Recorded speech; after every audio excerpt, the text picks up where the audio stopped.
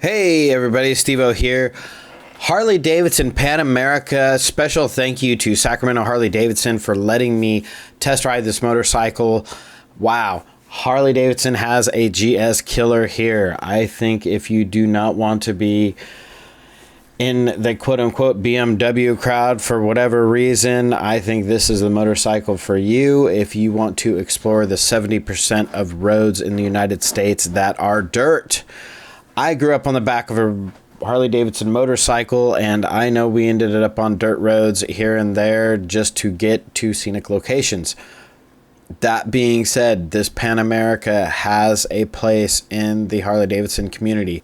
As a matter of fact, Facebook, 500 plus Harley Davidson riders converting to the Pan America versus 200 to 300 Japanese counterparts. I think this motorcycle is going to change Harley Davidson forever. There's no question in my mind. The power that it delivers is going to be addictive to anyone that throws a leg over this bike. 500-pound motorcycle, 150 horsepower, this thing moves out. But what's special about it is the way it delivers that power. It is such broad power band. From the bottom all the way to past 9,000 RPM, the motor is smooth, predictable. It's linear. It's very similar to the Yamaha Tenere 700. I love that motor. It sounds good. It's smooth. It's predictable. It's linear. The only difference here is you have twice as much horsepower. So this Harley Davidson is a whole lot more fun on the road. The motor is also extremely crisp off the bottom. I don't think we're going to have any problems with flame outs.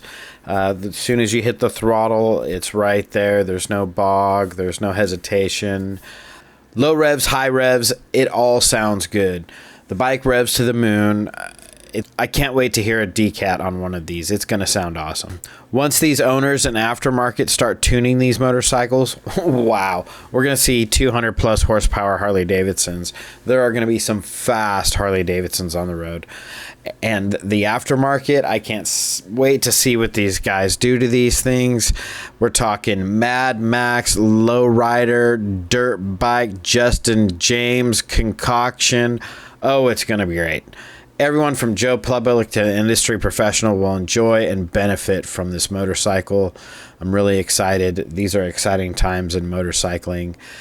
The transmission on this motorcycle, buttery smooth, consistent, firm, predictable shifts, no false neutrals.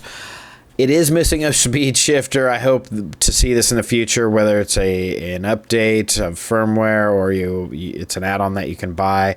The speed shifter would be amazing on this motorcycle. Long rides, no wind buffeting.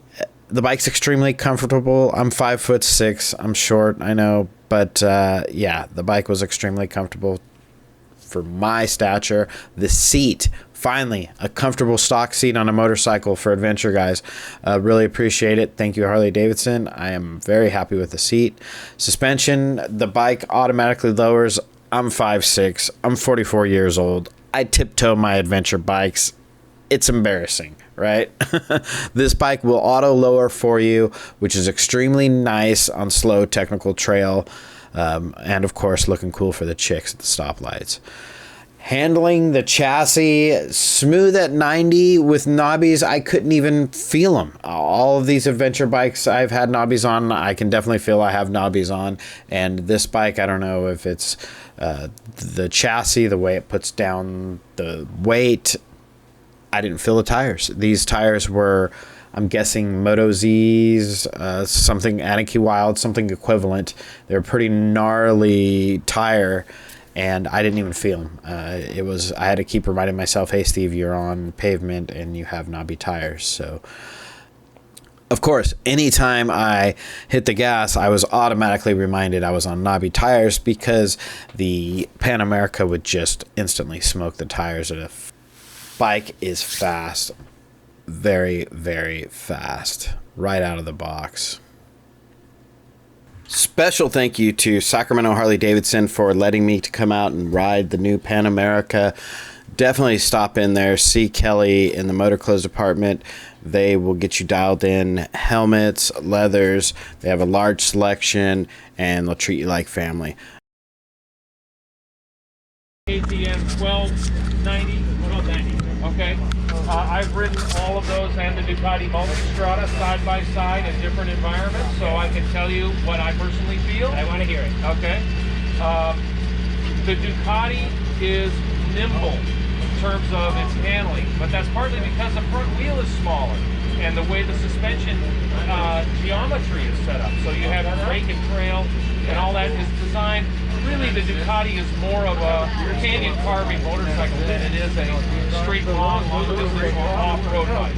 So the Ducati is very nimble, and the brakes on it are fantastic. The KTM makes a giant mountain of power, and it's a little bit more powerful than this bike. The BMW, smooth. Everyone loves the smoothness of the Boxer Twin and the way that the center of mass feels like it's lower depending on how much of a turn you're in on a BMW. And some people really like the telelever front that sticks the tire to the car. Burns out tires quicker, but some people really like the way that handles. So that's kind of a taste issue. What does this motorcycle have? Well, it's kind of got a little of all of that. It's very nimble compared to, I'm going to say compared to the KTM with the 21-inch front wheel, this is more nimble. I'm going to say this is more powerful than the Ducati, quite a bit more powerful. And the way that the power comes on earlier, stays on later because the variable valve timing allows for a torque curve that's very flat like this. What else was I going to say? Oh, it's quieter than the BMW. BMW, as you know, if you have a GS Adventure or something, they make a lot of road noise. There's a lot of noise coming up through the tunnels there. And some people don't mind that, but other people like a little quieter experience. In terms of riding off-road, I probably should pump the brakes. I can't really speak as an expert about the off-road experience, but I would say it's smooth, it's powerful, it's nimble. It's just that each of those bikes fits into a corner a little further than this one does. With the adaptive ride height and with the semi-active suspension, I would take this motorcycle up against any of those bikes if I was going on a trip. I'm going to Colorado on mine in a week and a half, and then I'm going on the Idaho backcountry discovery route on the same motorcycle.